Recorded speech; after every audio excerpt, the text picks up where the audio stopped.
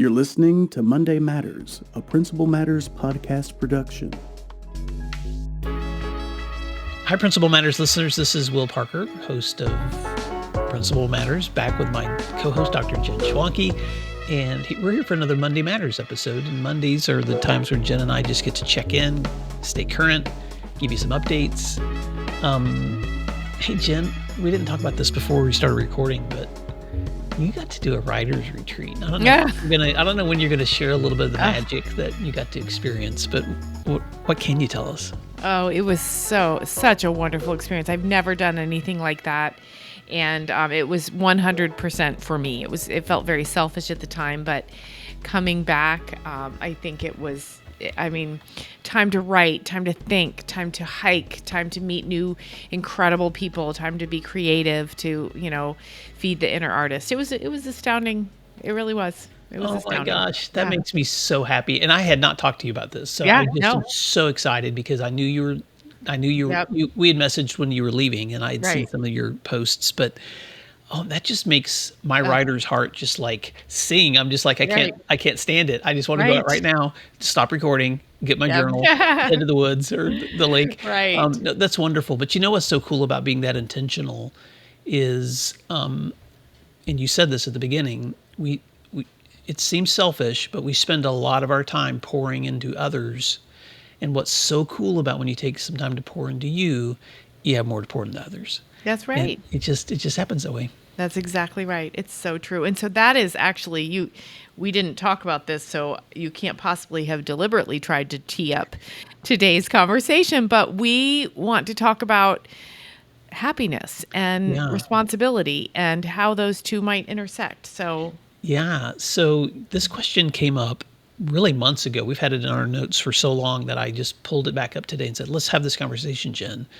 Whose happiness are you responsible for? Because there's a couple of, actually 3 different things that you and I have been looking at together.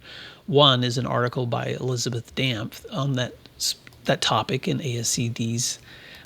You can find all these on the ASCD website, which that's not intentional on my part. It just happened that the 3 articles that we picked came from there today. But she has one called The Cost of Happiness for Education Leaders that she actually did a couple of years ago. And then in addition, you've done a couple of pieces where you've talked about how do we hold on to the joy in the work that we're doing. You also done one on our identity as the power of identity as a pathway to joy with working with students. So, so just chewing on those topics and that feedback, I just wanted to sit on this question for a Monday Matters episode because leaders feel a lot of pressure and stress. And, we're recording this in September. It's going to come out at the end of September. So we're not, it doesn't come out the day we record it, but this has been a really, really difficult month in terms of just emotions and communities, political unrest, all those things that show up at school, whether we like it or not, and affect the thoughts and cultures and behaviors and all those things. And sometimes leaders, not sometimes, always, leaders are kind of the buffer for all of that, of trying to buffer whatever the current emotions are coming into the school so that we can still do school, protecting my students, protecting my staff, trying to respond to parents. So Jen, with those dynamics that can be so hard to manage, how do principals hold on to their work while also not feeling like they're completely responsible for everybody being happy? Right. Well, I've thought a lot about this just, on my walks and on my drives to school. And I think at some point there was a change where responsibility of student happiness, parent satisfaction, and staff happiness shifted onto the principal. And that's crazy. That's bananas. If we say that out loud, we know how crazy it is because one person cannot possibly be in charge of other people's happiness. This is something that I think finally sunk in for me when learning more about the recovery community. You cannot convince an addict to not be an addict. You cannot convince someone who abuses something to not abuse it. It's not possible. We can only be in charge of ourselves. And I think most of us know that on an intellectual level, but because we are servers, we want to serve, right? We want to make people happy. But at some point along the way, it became okay for a teacher to walk in the principal's office and say, morale's just really low, and expect the principal to wave a wand and fix it. And so the principal tries, right? We'll have a pizza party, or we'll get some donuts for Friday, or let's ignite the Sunshine Committee. Those kind of things we try to do to make people happy.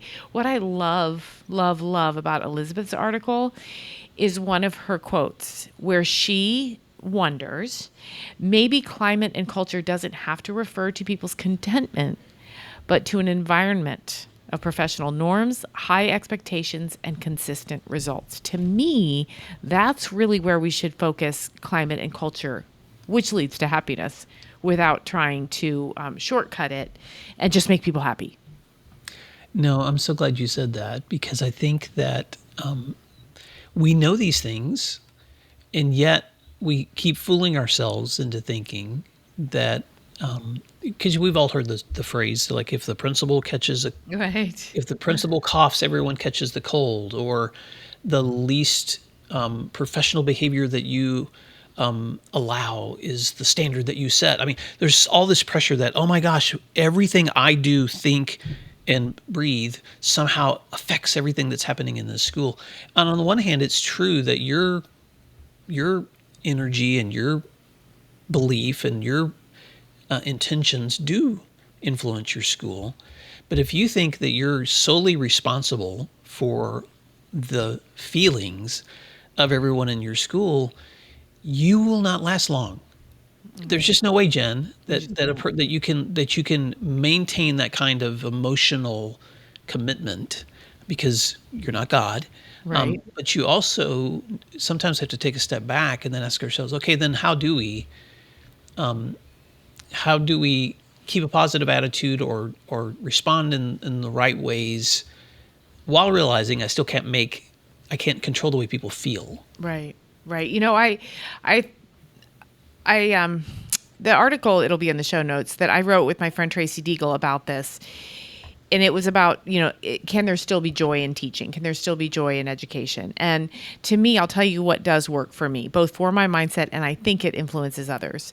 And that is, we can acknowledge the work is hard, but then we can take it one step further and say, this is hard, but it's also joyful. Or, wow, that's a hard problem to solve, but man, I love a good puzzle. Let's dig in.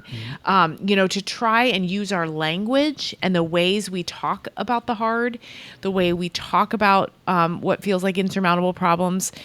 Is it with despair language, or is it with problem-solving language? And to me, that problem-solving language is just a hop, skip, and a jump to feeling triumphant when we do, in fact, solve a problem, or when we do, in fact, find a shred of joy in a hard problem. So I think it's worthwhile to look at our own, if we are in despair and we haven't found the joy and we're looking to blame somebody else, I think language is one place to start. No, I think it's more powerful than we realize. Mm-hmm. And so it's, and a lot of, for me, language always comes back to Carol Dweck's work on growth mindset and how it affects the way students learn by how we phrase things for them. But it affects how we approach our work too. And in your article, you actually say, how do we reframe this to have to versus get to? Right. Just that little phrase right there can make an enormous difference. Right. Something else? Go ahead if you want to respond to that. No, I was also just going to say, too, let's remember what joy is, or what happiness is. Mm-hmm. It doesn't tend to be a resting state. It tends to be a precise moment in time where we feel an emotion that feels really good, right? And so it's kind of a now thing. It's a personal thing. And mm-hmm. what's joyful to one person in that moment, therefore, is not going to be what's joyful to another person in that moment. Mm-hmm. So it's a very intimate and precise moment with oneself. And so again, a principal cannot be responsible for 50, 100, 200 staff members' personal moments, right? So that's just something to keep in mind as well. I'm just having this picture of Calvin and Hobbes, the right. cartoon where Calvin's sitting in class and he's, the first frame starts off with this alien explosion and Calvin's weapon, flying a spaceship or holding a weapon, and right in the moment of getting like trapped in the jaws of some monster, then his teacher says something to him and he's like Right. back in reality. And I'm like, multiply that by 600 kids that Right. all have all that stuff happening in them, and then multiplied in we too as adults, in our inability to be in the moment. And yeah, Jen, it's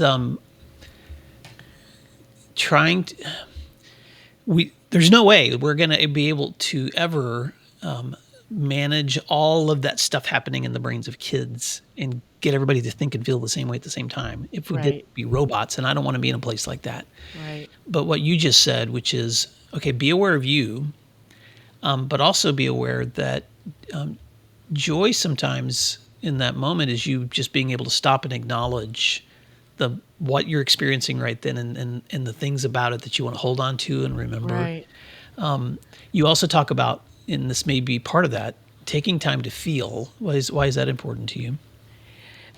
Well, for a lot of reasons. I think that when we're overwhelmed by all the things that we have to do as principals, discipline, parent complaints, that to-do list, we can forget how we actually feel.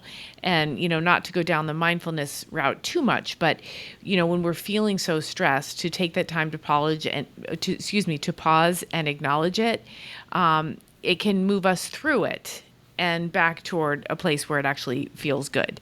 And so, I've often said to be an educator is to live in emotion all the time, to be surrounded by all these other emotions. And we want emotional regulation from everyone else, but it doesn't necessarily happen like that. So, back to our original question, which is other people's joy and happiness, we can't take all of that on.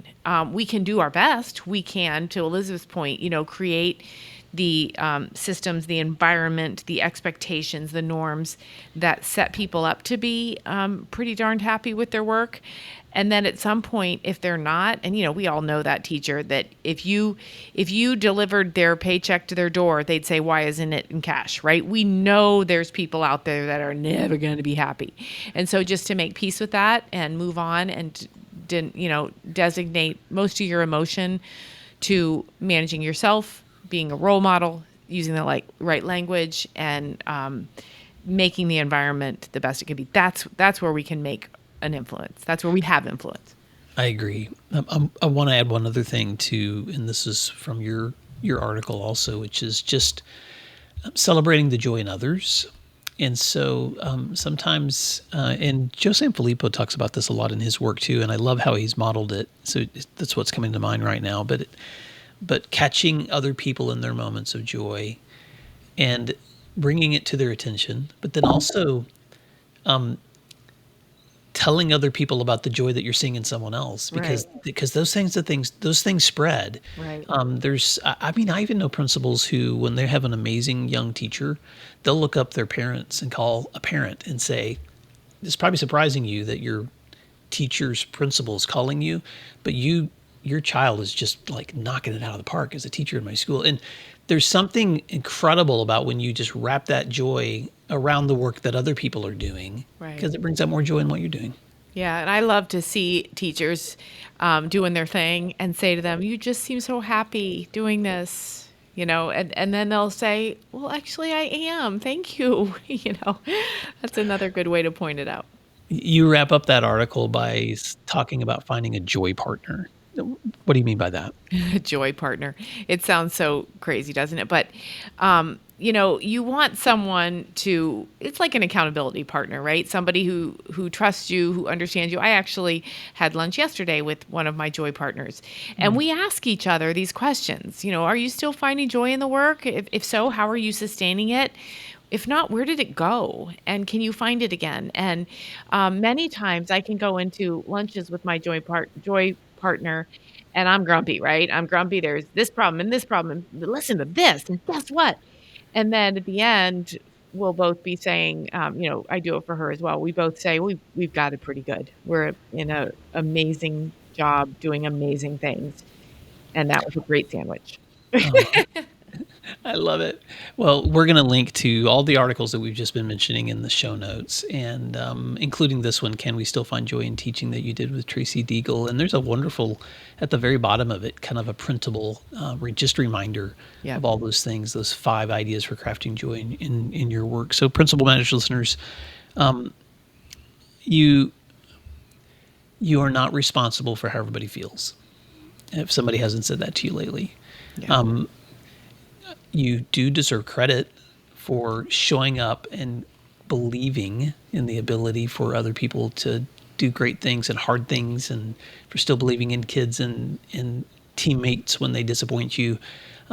We can own our own emotions and even recognize sometimes when it's hard to find joy. Right. And that's okay too. That's okay too.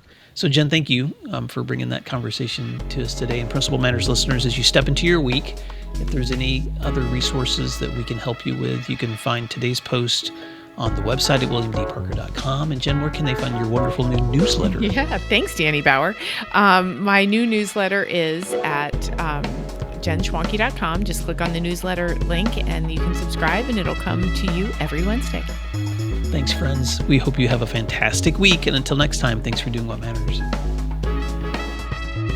Thank you for listening to today's episode of Principal Matters, the School Leaders Podcast. If you enjoyed the show, would you take a moment and like, share, subscribe, or leave us a review? In fact, if you share it out with a friend, even more people can become a part of these conversations. Sign up for our newsletter at williamdparker.com for even more free resources. And don't forget to check out our website to learn more about our books, professional development offerings, Grow Academies, masterminds, executive coaching, and keynote presentations. Wow, let's keep learning together. And thank you for doing what matters. Monday Matters.